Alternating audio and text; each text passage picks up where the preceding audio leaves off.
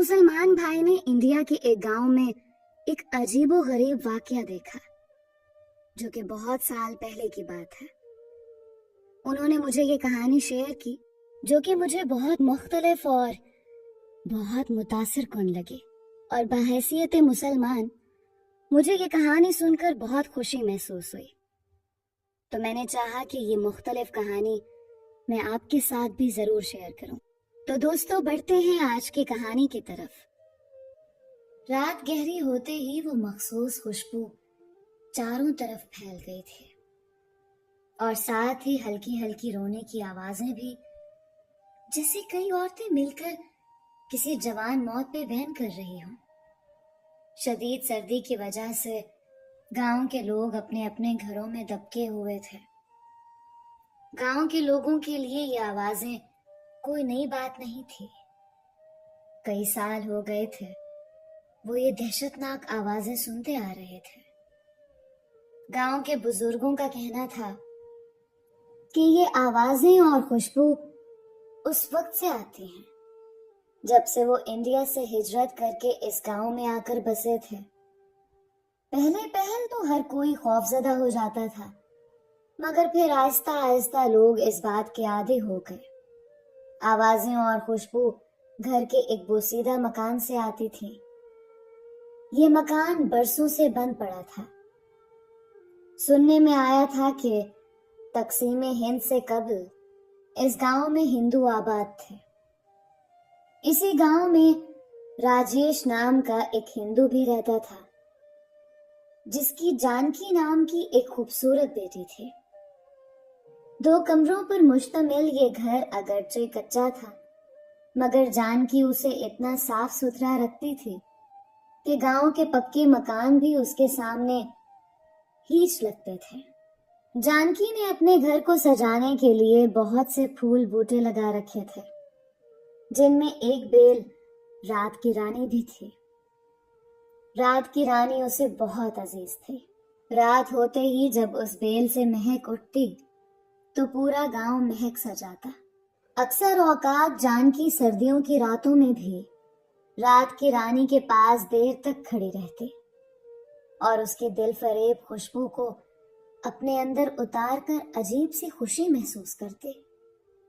उसके माँ बाप कई बार उसे समझा चुके थे कि वो रात को इस बेल के करीब न जाया करे। कहते हैं कि इस बेल पर सांप और जिन्नात आशिक होते हैं, कहीं ऐसा ना हो वो तुम्हें कोई नुकसान पहुंचा दे। नहीं माता, ऐसा कुछ नहीं होता, ये सब मन घड़त बातें हैं। जानकी अपने माँ बाप की बात को हंसी में उड़ा देती। एक रात जानकी पानी पीने के लिए उठी तो घर में फैली महक ने उसे अपनी तरफ मुतवज्जे कर लिया। ये महक रात की रानी की थी, मगर उसके अलावा कोई और महक भी थी जो जानकी ने अपनी जिंदगी में कभी नहीं सूंघी थी। ऐसे लग रहा था जैसे 2 खुशबुओं को आपस में मिक्स कर दिया हो।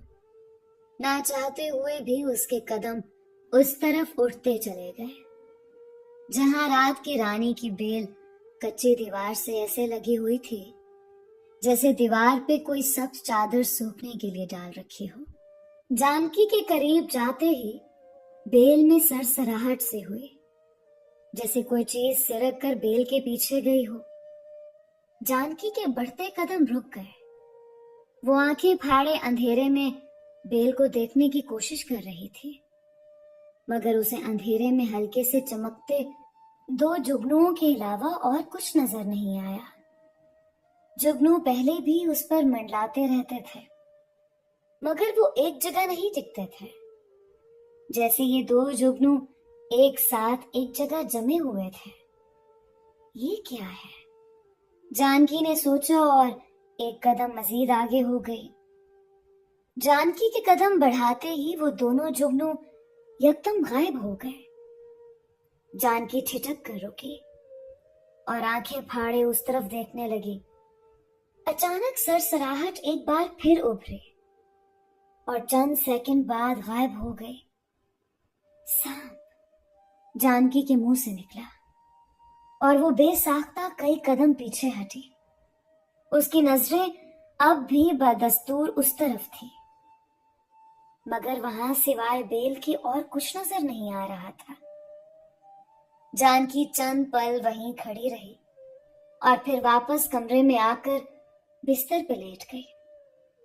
उसके दिल की धड़कनें मामूल से कहीं तेज थीं। माता पिता ठीक कहते थे, रात की रानी पे खुशबू की वजह से जिन्न और सांप आते हैं, मगर मुझे ही विश्वास नहीं हुआ था। जानकी ने सोचा और करवट बदलकर सोने की कोशिश की, मगर नींद उसकी आंखों से कोसों दूर थी। वो सोच रही थी कि अगर अनजाने में वो पहले की तरह उस बेल के करीब चली जाती और सांप उसे काट लेता तो क्या होता। बहुत देर तक उसे ऐसे ही ख्याल सताते रहे। फिर किसी वक्त उसकी आंख लग गई। सुबह वो देर से उठी थी। आंख खुलते ही उसके जहन में रात वाला वाकया घूम गया।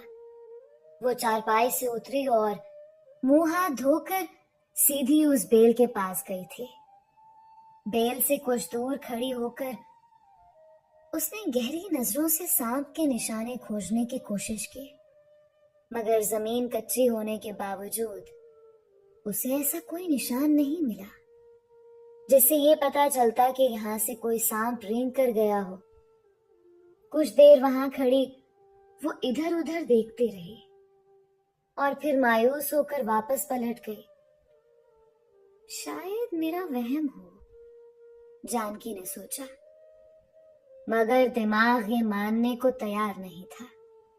जानकी ने ये बात किसी को नहीं बताई थी कि रात को उसने यहाँ किसी सांप की मौजूदगी महसूस की थी, क्योंकि अगर उसके माँ बाप को ये बात पता चल जाती तो वो जानकी की इस पसंदीदा बेल को उखाड़ कर फेंक देते। जानकी ये बात अच्छी तरह जानती थी, इसलिए उसने अपने माँ बाप को कुछ भी बताने से गुरेज किया था। फिर कई दिन गुजर गए। जानकी कभी भी रात को उस तरफ नहीं गई। जानकी की आंख अचानक ही खुली थी। उसे लगा जैसे कोई धीरे धीरे उसका नाम पुकार रहा है। उसने खौफजदा होकर इधर उधर देखा, मगर आसपास कुछ भी नहीं था। जानकी ने अपना वहम समझकर मुंह सर अच्छी तरह लपेटा और सोने की कोशिश करने लगी। जानकी, सरगोशी नुमा आवाज उभरी। मेरा वहम है, जानकी ने खुद को तसल्ली दी और करवट बदल ली।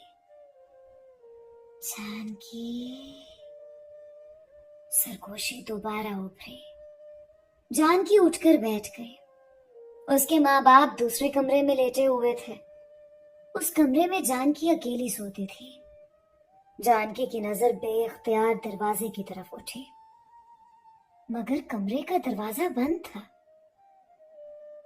जानकी, कमरे के एक कोने से सरगोशी नुमा आवाज उभरी। जानकी उछल पड़ी। बिलाशुबा उसी का नाम पुकारा गया था। कौन कौन है? कौन है? जानकी ने उस तरफ देखते हुए बामुश्किल पूछा। अंधेरे में उसे दो जुगनू चमकते नजर आए, नन्हे नन्हे सुर्ख अंगारों जैसे। वैसे ही जुगनू उसने कुछ दिन पहले रात की रानी की बेल में देखे थे। जानकी की रीढ़ की हड्डी में सनसनाहट से दौड़ गई। वो आंखें फाड़े उसी तरफ देखे जा रही थी। उसे ये भी ख्याल नहीं आया था कि वो चीख कर अपने माँ बाप को ही बुला लेती। डरने की जरूरत नहीं है, मैं तुम्हें कोई नुकसान नहीं पहुंचाऊंगा। कमरे के कोने से आवाज आई। कौन कौन हो तुम? जानकी को उसके अल्फाज से कदरे हौसला हुआ। उसकी आंखें अब उसी तरफ लगी हुई थी। जहां अंधेरे में बस दो जुगनू ही नजर आ रहे थे। आवाज उसी तरफ से आ रही थी, मगर बोलने वाला नजर नहीं आ रहा था। मेरा नाम शीस है, सरगोशी में कहा गया। मुझे अपना दोस्त समझो। साथ ही एक बार फिर हौसला दिया गया। जानकी कुछ नहीं बोली। वो खौफजदा होने के साथ साथ हैरान भी हुई थी। उस लम्हे उस कोने से सरसराहट से उभरी और जानकी से कुछ दूर आकर रुक गई। खौफ के मारे जानकी के मुंह से चीख निकलते निकलते रह गई। एक तवील स्याह सांप अपना आधा धड़ उठाए जानकी की तरफ देख रहा था। अंधेरे में उसकी चमकती आंखें दो जुगनुओं की तरह लग रही थी। जानकी के देखते ही देखते वो सांप एक खूबसूरत नौजवान में तब्दील हो गया। कमरा एक अजीब से दिलकश महक से भर गया। ऐसी महक जानकी ने उस रात भी महसूस की थी, जिस रात उस बेल के पास सांप की मौजूदगी का शक हुआ था। जानकी को जैसे सकता हो गया था। वो मुंह खोले बेयकीनी से उसको देखे जा रही थी। मेरा नाम शीस है, नौजवान ने मुस्कुराकर अपना नाम दोबारा बताया। मैं जिन्नों के एक मुसलमान कबीले से हूँ। खुशबू हमें बहुत पसंद है और इसी वजह से मैं आज यहाँ हूँ। आपको नहीं पता, मैं हर रोज रात को आपके घर आता हूँ। पता है क्यों? शीस ने जानकी से पूछा और फिर उसकी तरफ से कोई जवाब ना मिलने पर खुद ही बताने लगा। एक रात मैं यहाँ से गुजर रहा था कि मुझे बहुत अच्छी खुशबू आई और मैं उसके माखज़ की तलाश में आपके घर तक पहुंच गया। तब मैंने आपके घर में वो बूटी देखी जिससे खुशबू निकलकर पूरे गांव में फैल रही थी। शीस ने बाहर की तरफ इशारा करते हुए कहा। जानकी अभी भी कुछ नहीं बोली। आपको मुझसे डरने की जरूरत नहीं है। मैं आपको कोई नुकसान नहीं पहुंचाऊंगा। मैंने आपको कई बार रात को उस बूटी के पास देखा है।